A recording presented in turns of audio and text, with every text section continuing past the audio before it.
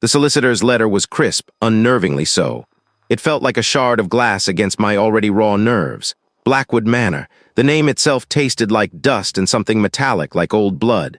I traced the embossed crest with a fingertip, the raised ink a faint echo of a forgotten touch. My grandmother, estranged. That was a polite word for it. We hadn't spoken in 20 years, not since?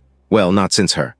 I ran a hand through my hair, the strands feeling greasy and unkempt. My studio, usually a sanctuary of controlled chaos, felt suffocating today. The smell of turpentine and linseed oil, normally a comfort, seemed to cling to the air like a shroud. My canvases, stacked against the walls, stared back at me with their vacant eyes. They were supposed to be my escape, my way of wrestling the darkness into submission, but lately they just felt like more evidence of my unraveling. The lines were too sharp, the colors too muted, the fire that used to fuel my work had dwindled to a flicker, a nervous tremor I couldn't quite shake. The solicitor, a man whose face was a roadmap of polite concern, cleared his throat. As the sole surviving relative, Mr. Dean, the property and its contents now belong to I.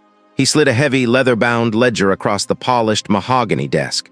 There are, of course, certain arrangements to be settled. Arrangements, that word, too, felt heavy with unspoken implications. I opened the ledger. The pages were brittle, yellowed with age, filled with a spidery, elegant script that belonged to a bygone era. Deeds, inventories, wills, it was all there, a testament to a life I'd actively tried to forget. My grandmother, a woman I remembered only as a stern silhouette in a dimly lit hallway, had left me this burden. Are there any immediate concerns regarding the property? I asked, my voice sounding unnaturally thin, reedy. The solicitor's gaze flickered, a subtle shift that I, with my artist's eye for detail, caught instantly. He hesitated. The caretaker, a Mr. Silas, has been maintaining the grounds. He's quite attached to the property. He tapped a manicured finger on a particular entry in the ledger. And then there's the matter of certain personal effects. Personal effects. My breath hitched. I knew with a certainty that chilled me to the bone. What he meant, Leela, the doll, the reason I hadn't slept soundly in 2 decades, the reason my hand still trembled when I picked up a brush. The doll, I stated, not as a question. The solicitor's eyes widened almost imperceptibly. The object, yes, it's still there. My grandmother insisted on its preservation. He paused, then added he was quite particular about it. Particular. Another word that felt like a euphemism for something far more sinister, something cloying and sweet like decay. I'll handle it, I managed, the words feeling like stones in my mouth. The drive to Blackwood Manor was a blur of gray skies and rain-slicked roads. The estate was even more imposing than I remembered from the few fleeting childhood visits. Towering oaks, their branches skeletal against the bruised sky, guarded a long, winding driveway. It looked less like a home and more like a tomb. The air grew heavy as I approached, thick with the scent of damp earth and decaying leaves. A sense of profound unease settled over me, a familiar prickling on my skin. It was the same feeling I'd had as a child, standing on the precipice of something I couldn't comprehend, something that watched and waited. Mr. Silas was waiting on the porch, a gaunt figure silhouetted against the dim light of the foyer. He didn't offer a handshake, just a curt nod. Mr. Dean, welcome to Blackwood. His voice was a low rumble, like stones grinding together. The interior of the house was a testament to neglect. Dust sheets draped over furniture like spectral shrouds.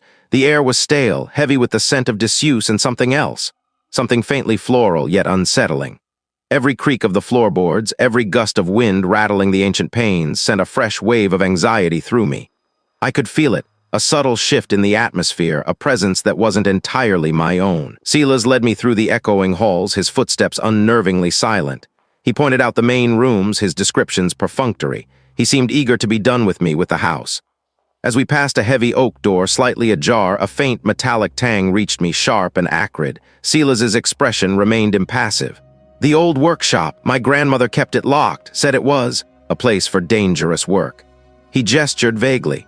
Some welding equipment in there. Phrase resonated with a deep, primal fear. I remembered the flickering light, the searing heat, the smell of ozone. I remembered being told to stay away, to never ever go near the workshop. As Mr. Silas turned to leave, a faint, almost imperceptible sound drifted from somewhere within the house. A soft, rhythmic creak, like a rocking chair. But I was alone, or was I? Later that night, the storm broke. Rain lashed against the windows, and the wind howled like a banshee. I couldn't bring myself to sleep in the cavernous master bedroom. Instead, I found myself drawn to the heavy oak door of the workshop. The lock, old and rusted, yielded with a protesting groan. Inside, the air was thick with the metallic scent I'd noticed earlier. Dust motes danced in the beam of my flashlight, illuminating a scene of disarray. Tools lay scattered on workbenches. A welding mask rested on a stool, its empty eye holes staring blankly. And in the center of the room, beneath a grimy skylight, stood a large, hulking piece of machinery, the welding equipment. As I swept the beam of my flashlight across the room, it caught on something small, nestled amongst the discarded metal scraps, a flash of porcelain. It was a doll's dress, a faded blue, impossibly familiar. Then from the corner of the room, a sound. It slithered into my ear, a sound I hadn't heard in years, a sound that belonged to my nightmares. And why did it sound so much like her? The crunch of gravel beneath my tires was the only sound for miles. Blackwood Manor loomed ahead, a skeletal silhouette against a bruised twilight sky. It wasn't just old, it was rotting. The once grand facade was peeling like sunburnt skin, shutters hung askew like broken limbs, and the overgrown gardens clawed at the stone with thorny desperation. It was everything I remembered, and yet impossibly worse. The air itself felt heavy, thick with the scent of damp earth and decay. A cloying perfume that clung to my throat. I killed the engine. The silence that rushed in was deafening, a suffocating blanket that pressed against my eardrums. My hand trembled as I reached for the door handle, the cold metal biting into my palm. This was it. The place where it all began. The place I'd tried to forget for 20 years. My grandmother, a woman I barely knew, had left it to me. A final, twisted inheritance. Stepping out, my boots sank slightly into the overgrown drive. A gust of wind, cold and sharp, snaked through the skeletal trees, rustling unseen things in the undergrowth. The key, heavy and ornate, felt alien in my hand. It turned in the lock with a grating shriek that echoed in the stillness. Dust motes danced in the slivers of light that pierced the grimy windows like tiny, frantic spirits, something faintly sweet like overripe fruit. My footsteps on the hardwood floor were unnervingly loud, each creak and groan of the old house amplifying the sense of intrusion. Cobwebs, thick and gray, draped from the high ceilings like macabre decorations. A grand staircase, its banister carved with grotesque faces, spiraled upwards into the gloom. I ran a hand along the dusty railing, the wood rough and splintered beneath my fingertips. I could almost feel the weight of generations of lives lived and lost within these walls. My grandmother's belongings were still here, scattered like forgotten memories. A faded tapestry depicting a hunting scene hung askew on one wall, its threads frayed and brittle. A grandfather clock, its face frozen at 3:30, stood silent sentinel in the corner. I avoided looking too closely at the portraits on the walls, their painted eyes seeming to follow my every move. I didn't want to see her face, not yet. My gaze fell upon a small, ornate music box on a side table. Its lid was slightly ajar. A flicker of unease, sharp and sudden, ran through me. I remembered that music box. It had belonged to my grandmother. Hesitantly, I reached out and pushed the lid fully open. It was a lullaby, but twisted, warped, as if played by unsteady hands. I wandered deeper into the house, drawn by an invisible current. Each room was a tableau of neglect. Furniture draped in white sheets, like spectral figures waiting to be unveiled. The lingering scent of lavender, my grandmother's signature perfume, warred with the pervasive mustiness. It was a house holding its breath, waiting. My objective, I told myself, was practical. I needed to assess the property, see what needed to be done. But a deeper, more primal urge pulled me forward, a morbid curiosity I couldn't quell. I found myself in what must have been the library. Shelves upon shelves of ancient books, their leather bindings cracked and peeling. Smell of old paper was overpowering here, a dry, papery scent that tickled my nose. I pulled a volume at random. The pages were brittle, the ink faded. It was a collection of local folklore. I flipped through it, my eyes scanning the dense text. A name leaped out at me from a faded illustration, Leela. Beneath it, a crude drawing of a doll, its button eyes staring blankly. My breath hitched. I moved on, the unease growing with every step. This led to the basement. A large, cavernous space partially unfinished. Exposed pipes snaked across the ceiling, and then I saw it. A single bare bulb cast a weak, flickering light over the scene. A workbench, cluttered with tools and metal scraps, dominated one corner. A welding mask lay discarded on the floor. The air here was thick with the acrid smell of burnt metal and ozone. In the center of the room, a large, half-finished metal sculpture stood, abstract and menacing. It looked like a tangled knot of wire, sharp and jagged. I took a tentative step closer. The silence was broken only by the faint hum of unseen machinery. I didn't know what, then I saw it. It was old, its wood warped and stained, and on its side, crudely painted in red, was a single familiar word, Leela. I wanted to turn and run to flee this house and its suffocating secrets, but my feet felt rooted to the spot. The air grew heavy, charged with an unseen energy. What was in that crate? And why did it feel like it was watching me? The air inside Blackwood Manor was thick, a cloying perfume of dust and decay that clung to the back of my throat. Each step I took on the warped floorboard sent a shiver up my spine, a phantom echo of footsteps that weren't my own. My grandmother, a woman I barely knew, had left this mausoleum to me. A gift or a curse. I'd spent the first few days in a daze, unpacking essentials, the silence of the house pressing in on me. Sunlight, when it managed to pierce the grime-streaked windows, cast long, distorted shadows that danced with every gust of wind rattling the panes. My hands, usually steady with a brush, trembled as I poured myself another glass of lukewarm water. This place was already getting to me. My grandmother's belongings were a jumbled, forgotten hoard. Trunks overflowed with moth-eaten lace and yellowed photographs of stern faces I didn't recognize. Books, their spines cracked and pages brittle-lined dusty shelves. I'd been sifting through a particularly heavy oak chest in what must have been her study, the scent of dried lavender and something faintly metallic rising from its depths when I found it. Beneath a pile of faded velvet opera gloves nestled amongst brittle pressed flowers was a small wooden box. It was unvarnished, smooth to the touch, and surprisingly heavy. My breath hitched. My fingers fumbled with the latch. It clicked open with a soft, final sound. There he was, Leela. She sat perfectly still, her porcelain face unnervingly intact, her glass eyes wide and black, staring up at me as if she'd been waiting. The same faded calico dress, the same matted yarn hair, but something was different. The air around the box grew heavy, charged with an unseen static. A faint, almost imperceptible humming vibrated in the air, a sound I felt more than heard. My vision swam. The room flickered, like a faulty projector. Fragments of memory, sharp and jagged, pierced through the fog of years. A child's scream muffled, the rough texture of burlap, the metallic tang of fear acrid in my mouth. I slammed the box shut, my heart racing like a trapped bird. My hands were slick with sweat. I couldn't breathe. This wasn't just a doll, it was a vessel, a key. I backed away from the chest, stumbling over a loose rug.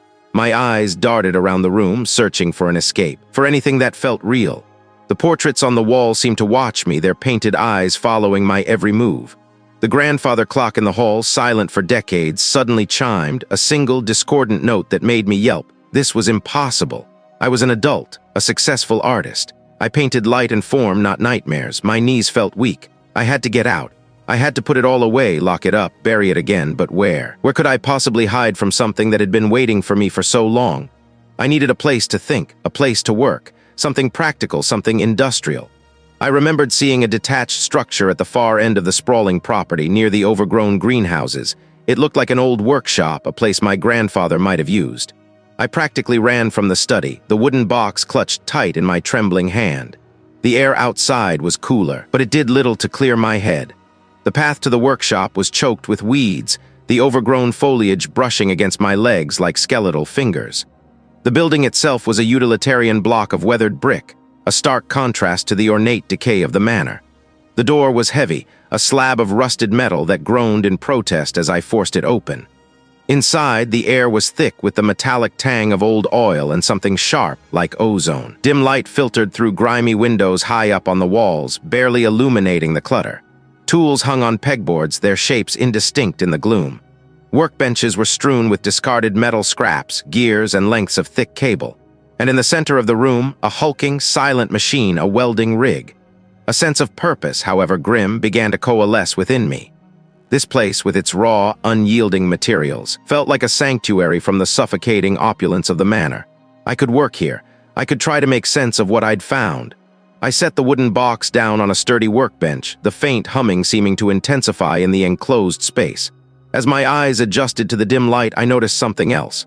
Tucked away in a corner, draped with a heavy canvas tarp, was a shape that seemed familiar. A silhouette that sent a fresh wave of ice through my veins. What else had my grandmother kept hidden away in this forgotten place? Blackwood Manor. The name itself felt like a damp shroud. I'd expected cobwebs, of course, and the musty scent of neglect, but this was more. It was a scent that seeped into my bones, a quiet hum of something wrong. I moved deeper into the house, my flashlight beam cutting a trembling path through the gloom. Dust motes danced in the light like tiny, spectral insects. The silence pressed in heavy and absolute, broken only by the groaning timbers of the old house. I found myself drawn to the rear of the manor, towards a door tucked away at the end of a long, dark corridor. It was heavy oak, scarred and weathered with an iron latch that resisted my initial tug. When it finally yielded, it scraped open with a sound like a dying animal. Beyond lay the workshop with welding equipment, sparks in darkness. The air here was different, not just dusty but metallic, acrid, with an undercurrent of something oily and burnt. The workshop was a testament to forgotten industry. Massive, hulking machines stood like dormant beasts draped in sheets of grime. Tools, rusted and stiff, lay scattered on benches, and in the center of it all, a welding rig. A torch hung from a chain, its nozzle caked with residue. I stepped inside, my boots crunching on something brittle underfoot. I picked up a shard. It was a sliver of porcelain painted with a faint, rosy blush. My breath hitched. It looked like a fragment of a doll's cheek. My hand trembled as I dropped it. I told myself it was a coincidence. This was an old house. Old houses had old things, fragments of toys, remnants of lives lived and lost. Then I heard it, a faint tinkling sound, like a music box but distorted off-key. I strained to listen, my muscles tensing. The sound grew, a broken melody that scraped at my nerves. It was a lullaby, twisted and soulless. I knew that lullaby. My mother used to hum it when I was very small, before everything. My flashlight beam swept across the room, catching glints of metal, the rough texture of concrete walls. The tinkling music seemed to weave itself into the very fabric of the air, a phantom presence. I took a step forward, then another, my heart racing with a dull, insistent thud. A sudden, sharp flash of light erupted from the far corner of the workshop, a blinding electric blue, followed by a shower of incandescent sparks that rained down like malevolent stars. It was the welding equipment. It had just turned on by itself. The metallic tang in the air intensified, sharp and biting. I flinched back, my hand flying to my mouth to stifle a gasp. The sparks danced, a chaotic ballet of heat and light, illuminating nothing but empty space. My eyes, accustomed to the sudden flashes, strained to see. Was it a rat? A stray cat? My skin prickled. I could feel eyes on me, a palpable weight of observation. It wasn't the house settling, it was something else, something watching. I backed away slowly, my gaze fixed on the spot where the sparks had flown. It was a sound that burrowed into my skull, a memory made manifest. I turned and fled the workshop, the heavy oak door slamming shut behind me with a final, echoing boom. I didn't look back. It wasn't just a house. It was a tomb, and something was stirring within its decaying heart. What was it that had turned on the welding equipment? And what had I seen or imagined in the fleeting light of those sparks? The air in the workshop with welding equipment, sparks in darkness hung thick with the metallic tang of ozone and something else, something cloying and sweet like overripe fruit left to rot. My breath hitched. I hadn't meant to come down here, not really. The house seemed to push me, its old timbers groaning, the floorboards protesting my every step until I found myself descending the creaking stairs, drawn by an invisible current. My grandmother's workshop. It was a relic just like the rest of this place. Tools lay scattered, coated in a fine layer of rust and dust. A half-finished sculpture of a bird, its metal wings poised for flight, sagged on a workbench, its form distorted by time and disuse. But the welding equipment, that was different. It looked newer, almost pristine, sitting in its cradle like a slumbering beast. A coiled hose snaked from it, ending in a torch that felt unnaturally cold to my touch. I ran my fingers over the smooth, cool metal. The urge to ignite it was sudden, visceral. A deep thrumming started in my chest, mirroring the low vibration I could feel emanating from the welding machine. It felt like a heartbeat, not my own. I needed to create. The compulsion had been building for days, a frantic energy clawing at my insides. My canvases in the main studio felt too clean, too empty.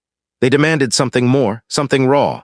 My eyes fell on a pile of discarded metal scraps, twisted rebar, jagged sheets of steel, lengths of pipe bent into impossible angles. It felt heavy in my hands, a satisfying weight that grounded me momentarily. The welding torch felt alien yet strangely familiar in my grip.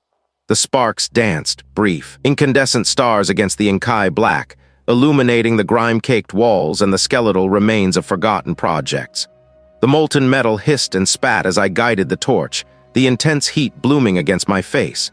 The air grew warmer, thicker, carrying the acrid smell of burning metal. I wasn't thinking, not really.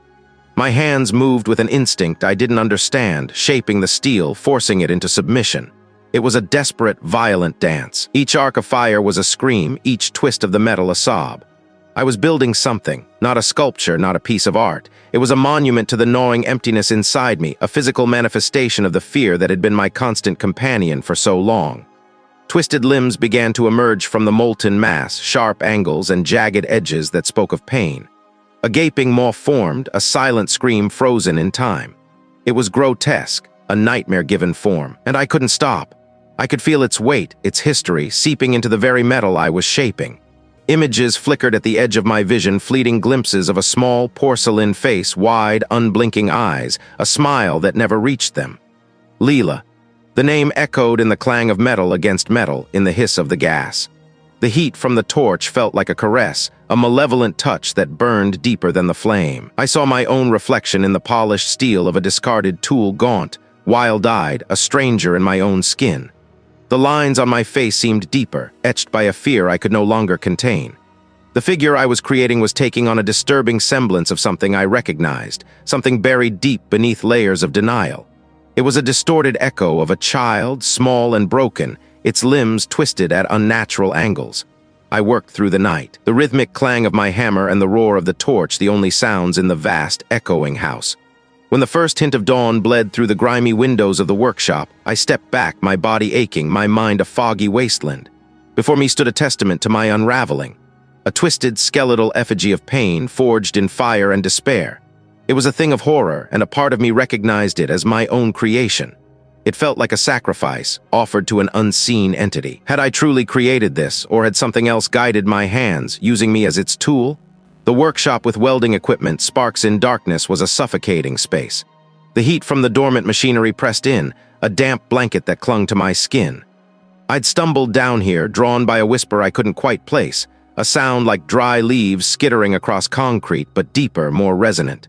The air tasted of rust and old oil, a scent I'd always associated with my grandfather's forgotten projects, but beneath it, that sickly sweet undertone persisted. Leela. I knew it was her. My flashlight beam, a frantic yellow dart, swept across the cluttered benches. Tools lay scattered, coated in a fine layer of dust that softened their edges. Welding rods, thick as my thumb, stood in a chipped ceramic pot.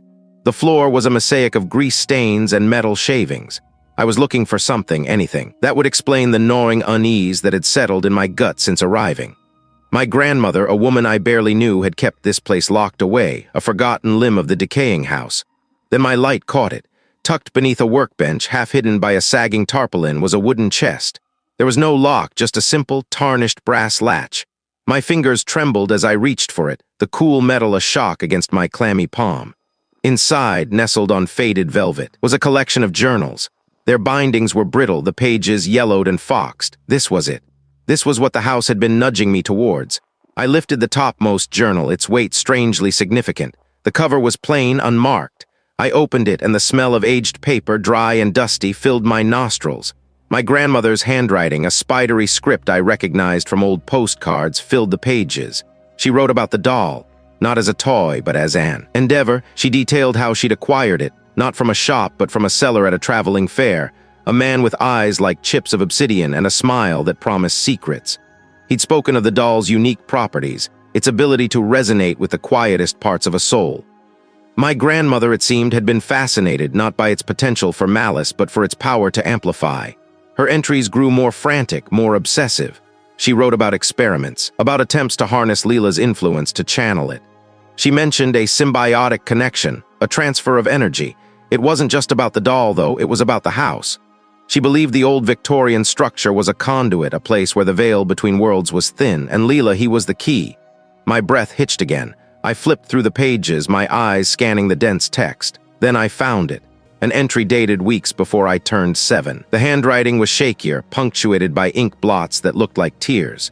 She spoke of a child, my childhood. She'd brought Leela to my room, not to play, to observe, to witness. My skin prickled. I remembered the night, the creak of the floorboards outside my door, the sliver of light that had crept beneath it, and the doll. Leela sitting on my dresser, her painted eyes seeming to follow me in the dim light. I'd been so small, so terrified. I'd cried, I'd begged, but the door had remained shut. My grandmother's words blurred on the page. She described my screams, my desperate pleas. She wrote about the exhilaration she'd felt, the sense of connection, of understanding. He had fed on it. Leela had been the instrument. My hands began to shake violently. I dropped the journal. It landed with a soft thud, scattering loose pages. The metallic tang of ozone was stronger now, mixed with that nauseating sweetness. I looked around the workshop, the sparks from the dormant welding equipment seeming to pulse with a sinister rhythm. My grandmother hadn't just been eccentric, he had been a predator, and Leela her silent accomplice. I backed away from the chest, my eyes wide. Had she done this to me? Had she deliberately inflicted that trauma? The memory, a jagged shard in my mind, began to sharpen, to coalesce. The air vibrated with an unseen energy. The sweet scent was overpowering now, like death blooming. My own fear, a familiar icy current, began to surge. It wasn't just a memory, it was a living thing, resurrected by the words I had just read. What else had she done? The air in the workshop with welding equipment, sparks in darkness, was thick.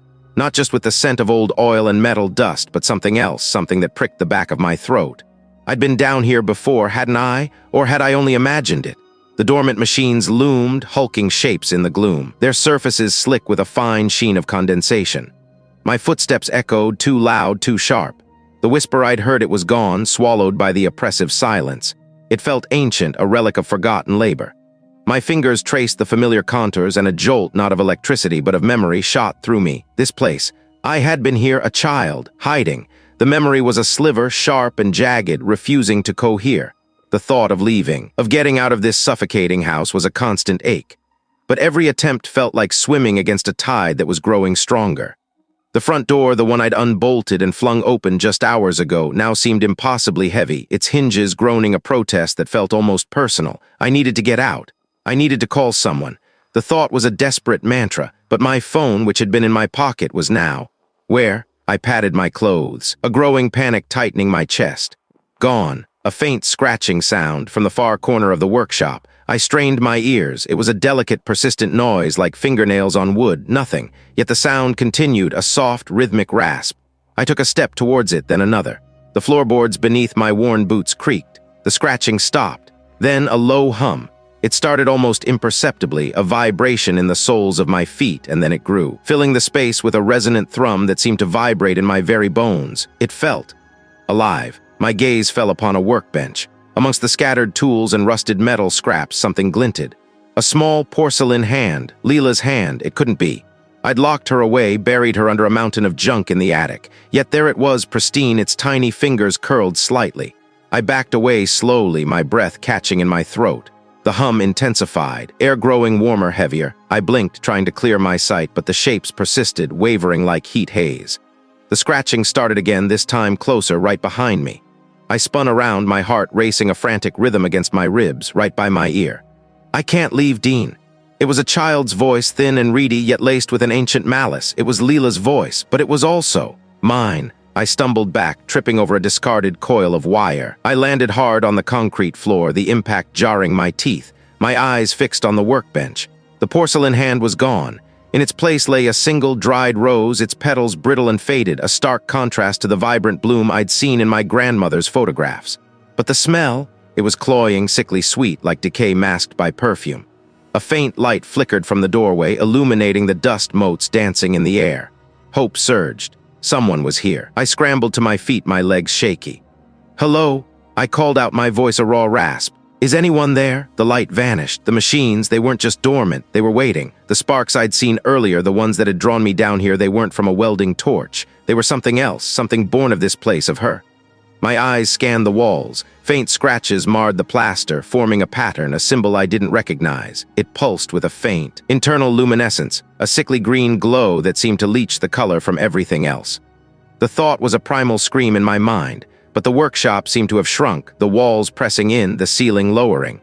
The machines hummed again, a low, guttural growl this time, and the sparks, faint at first, began to dance, not from a torch, but from the metal itself. There was this place designed to keep me here. There was this a trap, woven from my own past and her lingering hatred, not just with the metallic tang of old oil and rust, but with something else. Something that pressed against my eardrums, a low hum that vibrated in my teeth. The sparks I'd seen, the ones that had lured me down here, had stopped. But the darkness wasn't empty. It pulsed. I took a hesitant step forward, my boots crunching on a scattered layer of grit and what felt like dried leaves. My flashlight beam, a trembling lance, cut through the gloom.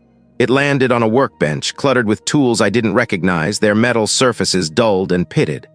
This was where the humming originated, a low, guttural thrumming that seemed to emanate from the very foundations of the house. My breath hitched. I remembered the faint scent of ozone, the sharp, electric smell that had accompanied the fleeting sparks. It wasn't just old machinery. It was active, or it had been. And now it was silent, save for that unnerving vibration. I moved deeper into the workshop, my flashlight beam sweeping over hulking shapes draped in tarpaulins, machines, industrial, out of place in this decaying mansion. What were they for? My grandmother, a woman of delicate lace and hushed conservatories, had no business with such things. Unless this wasn't her workshop at all. Unless it belonged to someone else. Someone who had used this place for a purpose that had nothing to do with art or antiques. A metal cabinet. I pulled at the handle, the screech of rusted hinges echoing in the confined space. Inside, rows of glass jars lined the shelves, filled with things preserved in murky liquid. I couldn't make out the specifics, not in the flickering beam of my light, but the shapes were unsettling, organic, twisted. A wave of nausea washed over me. Then I saw it, tucked away in the back. Almost hidden behind a stack of brittle, yellowed blueprints was a small wooden crate. My heart hammered a frantic rhythm against my ribs. This felt important. This felt like the heart of it. I reached for the crate, my fingers trembling. The lid was loose. I pried it open. Inside, nestled on faded velvet, was Leela. He was exactly as I remembered her, yet different. Her porcelain skin seemed to gleam with an unnatural luminescence in the dim light. Her painted eyes, once a vacant blue, now held a glint of something sharp, something knowing. A faint smile carved into her delicate lips seemed to widen as I looked at her. The humming intensified, a discordant symphony of unseen gears grinding. This was it, the source. She hadn't been a figment of my childhood imagination. He had been real, and he had been waiting. I snatched my hand back as if burned. My mind reeled. All those years, the therapy, the attempts to rebuild, the carefully constructed walls around my sanity, all of it undermined by this thing, this doll. You're back, Dean. My blood felt like ice. I spun around, flashlight beam dancing wildly. Nothing. It wasn't a sound I heard with my ears, but one that resonated deep within my skull. My hands clenched into fists. The artist in me, the one who had always sought to control his medium, to impose his will upon the canvas, surged. I wouldn't be a victim again. Not here, not now. I took a deep, shuddering breath, trying to push back the rising tide of panic. The knowledge I had gleaned from the journals, the fragmented warnings, the understanding of how she fed on fear, it all coalesced. I had to starve her. I had to deny her. I read not real, I rasped, my voice rough. I read just a doll. Leela's smile seemed to widen. The humming in the workshop pulsed with a new intensity, a frantic, desperate rhythm. The air grew thick, suffocating. You remember everything, the shed, the games, the taste of fear. My knees felt weak. The memories long buried clawed at the edges of my consciousness, the splintered wood of the shed. I squeezed my eyes shut, trying to block it out, but it was no use. He was pulling it all back, forcing me to relive it. My flashlight beam fell on a heavy metal vise on a nearby table, a tool, a weapon. You always have been. I opened my eyes, my gaze locking onto Leela. Her painted eyes seemed to glow now, a malevolent blue. The humming reached a fever pitch, a deafening roar in my mind. It was a cage, and the lock was clicking shut. But as I stared at her, a spark of defiance ignited within me. A flicker of the artist, the creator who refused to be consumed. I wouldn't let her break me again. I wouldn't let her win. I took a step towards the workbench, towards the vise. It was heavy, solid, real. No, I said, my voice stronger this time, though it trembled. I don't own me. The humming abruptly ceased. Leela's painted smile seemed to falter, a subtle shift in the delicate porcelain, of something waiting for its next move. What was she going to do now? The humming stopped. Not a gradual fade, but a violent cut, like a snapped wire. The bone-deep chill that had seeped into my marrow, the one that felt older than the house itself, began to retreat. It left behind the familiar, acrid scent of old oil and metal dust, the comforting smell of the workshop with welding equipment, sparks in darkness. My breath, ragged and shallow, plumed in the suddenly less frigid air. Leela, her painted smile, that fixed, unnerving rictus, seemed to waver. A tiny, almost imperceptible crack appeared near the corner of her mouth, a hairline fracture on the porcelain surface. Something that had been waiting. My hands, slick with sweat, fumbled for the heavy wrench lying on the workbench. It was a useless gesture, I knew. This wasn't a problem that could be solved with brute force, not anymore. They were those shapes moving in the periphery I had to see. I had to know what had happened, what he had done. My legs felt like lead, but I forced them to move, shuffling towards the makeshift pedestal where I'd placed her. It clung to the back of my throat, making me gag. He was still there. The doll. The dress. The one I'd found tucked away in the attic, the one that seemed to hold so much of the house's sorrow, was now damp, and the smell, that sickeningly sweet rot, was strongest right here around her. My gaze drifted down, not with water. It was a viscous, sticky fluid, pooling and spreading. It had a coppery tang beneath the sweetness, a smell I knew all too well from nightmares I'd tried to bury for years. It was blood, but whose? I scanned the workshop. The welding equipment was still. The The tools lay scattered, undisturbed. There was no sign of struggle, no overturned crates, no shattered glass. Panic clawed at me, a desperate primal urge to flee, but my feet were rooted to the spot, my eyes fixated on the horror unfolding before me. The doll seemed to swell. The porcelain of her cheeks appeared fuller, her painted lips a deeper, richer red. Was I imagining it? There was the strain finally breaking me. I remembered the attic, the dusty trunk, the faded photographs. My grandmother, young and vibrant, her eyes full of a light that was now extinguished. And then the later ones, her face etched with a weariness I now understood. He had known. He had lived with this, and he had left it to me. The fluid on the floor began to recede, slowly, unnaturally, as if being absorbed back into the wood. The cloying sweetness faded, replaced by the sharp, metallic tang of blood. Leela's smile seemed to widen, a grotesque mimicry of joy. Her painted eyes, those glass orbs, seemed to follow my movements, a silent, knowing gaze. It was too faint to make out words, but the intent was clear. It was a promise. My own blood felt like ice water in my veins. My fingers, still clutching the wrench, were numb. I looked at the doll, at the subtle changes, the lingering scent of decay and iron. What had I just witnessed? Was it truly over? Or had I merely unleashed something far worse by confronting it? The question hung in the air, heavy and unanswered. What would happen when the sun rose?